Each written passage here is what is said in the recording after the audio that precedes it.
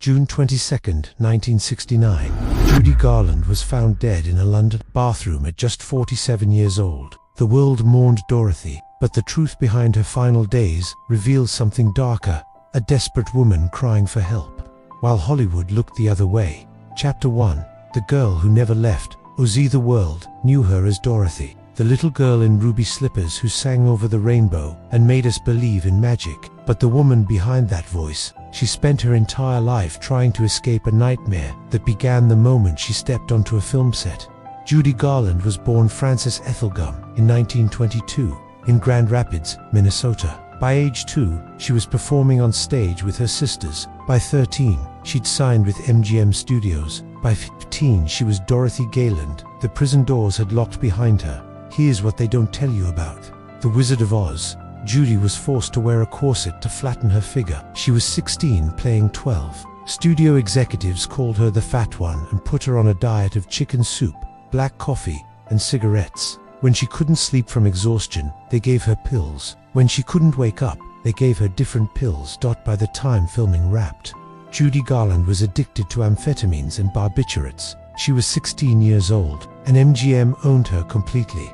The movie made her a star, but it also made her a commodity, a wind-up toy that had to perform on command, smile on command, sing on command, no matter how broken she felt inside. Chapter 2. The studio system's perfect vice ITM. To understand what killed Judy Garland, you have to understand the Hollywood studio system of the 1930s and 40s. Studios didn't just employ actors, they owned them. 7-year contracts that controlled every aspect of their lives. MGM was the cruelest master of all. Louis B. Mayer ran the studio like a factory, and Judy was his most profitable machine. She made more money for MGM than any other star. They worked her 6 days a week, sometimes 7. Child labor laws, they didn't apply to contract players. When Judy gained weight, they called her My Little Hunchback. When she cried from exhaustion, they told her to be grateful. When she begged for time off, they reminded her that thousands of girls would kill for her job. So she took the pills they gave her and kept dancing. Uppers to wake up, downers to sleep, uppers again in the morning. By 18, her body was a chemistry experiment. By 20, she'd attempted suicide for the first time. MGM sent her to a sanitarium for 2 weeks, then put her back on set. She made movie after movie. Babes in Arms, Strike Up the Band, Meet Me in St. Louis. Each one a hit, each one taking a piece of her she'd never get back. Chapter 3. 5 marriages and 0 PAC. Judy married 5 times. Each marriage was an attempt to find stability, love, someone who'd see Frances instead of Dorothy. Each one ended in heartbreak. First was David Rose, a band. She was 19. MGM made her abort their baby because pregnancy would interrupt filming. The marriage lasted 2 years. The guilt lasted forever. Then Vincente Minnelli, the director. They had a daughter Liza, but Vincente was cold, distant, more interested in his films than his wife. Judy started drinking heavily. The pills weren't enough anymore. Sid Luft came next to producer, who promised to save her career. Instead, he became her manager, controlled her money, and left her broke despite earning millions. They had 2 children together, Lorna and Joey. Judy loved them desperately, but she was drowning, and motherhood couldn't save her.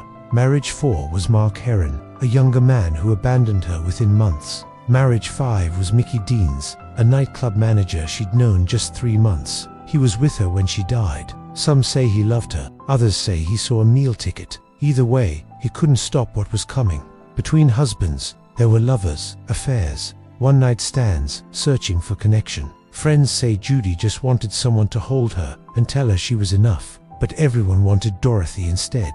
Chapter 4. When the music stopped by the 1950s, MGM had used Judy up and thrown her away. They fired her from 3 pictures in a row. Too unreliable, too difficult, too damaged. The same studio that had created her addiction now blamed her for having one. She was 30 years old and considered washed up, blacklisted by Hollywood, broke despite decades of work. Her ex-husband, Sid Luft, had mismanaged her fortune. She owed hundreds of thousands in back taxes. The IRS seized her assets, but Judy Garland was a fighter. She reinvented herself as a concert performer. In 1961, she played Carnegie Hall to a sold-out crowd. The recording won 5 Grammy Awards. Critics called it the greatest live performance in entertainment history. For a moment, she was on top again, but the comeback was brief. Her voice, once crystal clear, was damaged from years of pills, alcohol, and cigarettes. She started missing performances, forgetting lyrics, collapsing on stage. Venues stopped booking her. The money dried up again. By 1968, she was playing small clubs for a few $100s a night. The woman who'd once commanded $50,000 per concert was performing in dingy bars just to pay rent. And still, she kept trying. Still, she kept singing. Chapter 5. The children she tried to PRO. T.C. Judy had 3 children, Lisa, Lorna, and Joey. She loved them with a fierce, desperate intensity. But she also knew she was failing them. Liza Minnelli was following in her mother's footsteps, singing, acting, becoming a star. Judy was proud, but she was also terrified. She'd pull Liza aside and whisper warnings. Don't trust the studios. Don't take the pills. Don't let them own you like they owned me. In her final year, Judy told friends she was writing a book, a memoir that would expose everything MGM had done to her. The drugs they'd forced on her, the abuse. She wanted to warn other young performers. She wanted her children to understand why their mother was the way she was. That book was never finished, but the notes Judy left behind painted a devastating picture. A woman who'd been used, discarded, and forgotten by the industry she'd made billions for. A woman who knew she was dying but couldn't stop performing because it was the only thing she knew how to do. Lorna and Joey were still young when their mother died. Too young to fully understand, but Liza understood, and she spent the rest of her life trying to honor Judy's memory while escaping her shadow. Chapter 6. The final year in Eloendoanin, late 1968. Judy married Mickey Deans and moved to London. It was supposed to be a fresh start, a chance to rebuild. Instead, it became the final chapter. She was performing at a small nightclub called the Talk of the Town. The audiences were smaller than she was used to. Her voice was weaker, but she still had that magic, that ability to make you feel like she was singing directly to you. But off stage, things were falling apart. Judy was barely eating. She weighed less than 90 pounds. Her hands shook constantly. Friends who visited her in London were shocked by her appearance, gaunt, pale, exhausted. She looked 20 years older than she was. Mickey Deans later claimed he was trying to help her get clean. Others said he was controlling her access to pills, but not helping her detox properly. Either way, Judy was suffering. Withdrawal, depression, the crushing weight of 40 years of pain finally catching up. She called Liza frequently, crying. "I'm so tired," she'd say. "I just want to rest." But rest never came. The nightmares wouldn't let her sleep. The anxiety wouldn't let her breathe. The memories wouldn't let her forget. Chapter 7. The Last Anna GHT, June 21. Saint, 1969. A Saturday night in London. Judy had performed earlier that week, a shaky performance, but the audience had given her a standing ovation anyway. They always did. They loved her, even when she could barely stand. That night, Judy and Mickey stayed home. They watched television. She picked at her dinner. Around midnight, she took some pills, Seconal, her usual sleeping medication. Mickey went to bed. Judy said she'd join him soon, but she didn't come to bed. Around 3 a.m., Mickey woke up and noticed she wasn't beside him. He checked the bathroom. The door was locked from the inside. He knocked, no answer. He called her name, nothing. He climbed out a window and peered inside. Judy was sitting on the toilet, slumped forward, her head resting against the sink. He broke down the door. She was cold. She'd been dead for hours. The official cause of death, accidental overdose of barbiturates, an accumulation of Seconal in her system. Not enough for suicide, the coroner said, but enough to stop her heart when combined with years of damage. Accidental. That word haunted everyone who knew her, because nothing about Judy Garland's death felt accidental. It felt inevitable. Chapter 8. What really killed Judy Garland? The coroner's report said barbiturates, but the truth is more complicated. What really killed Judy Garland started 30 years earlier in an MGM studio lot.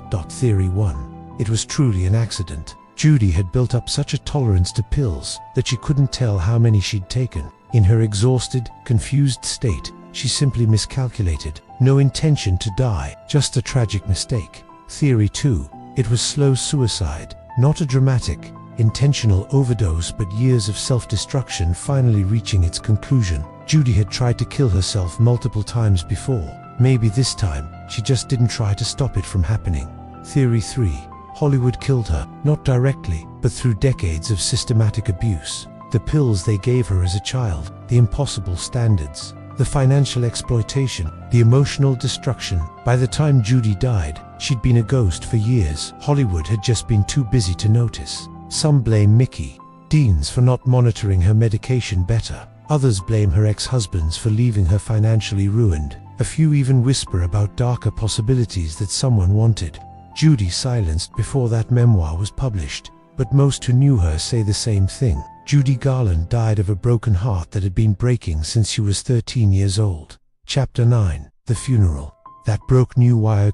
His body was flown back to New York. The funeral home opened its doors for public viewing. Over 20,000 people lined up in the rain to say goodbye. They waited for hours just to walk past her casket for 30 seconds. Inside, she looked peaceful, finally resting. The ruby slippers were gone. The spotlight was off. Dorothy could sleep at last. James Mason gave the eulogy. He spoke about the little girl who'd been used by Hollywood and thrown away. He said, "Judy Garland was the most talented woman I ever knew, and the most tragic." The audience wept. Liza sat in the front row, 23 years old, trying to hold her younger siblings together. Mickey Deans tried to claim ownership of Judy's legacy. He sold her belongings. He gave interviews. He wrote a book that painted himself as her savior. The people who truly loved Judy were disgusted, but there was nothing they could do.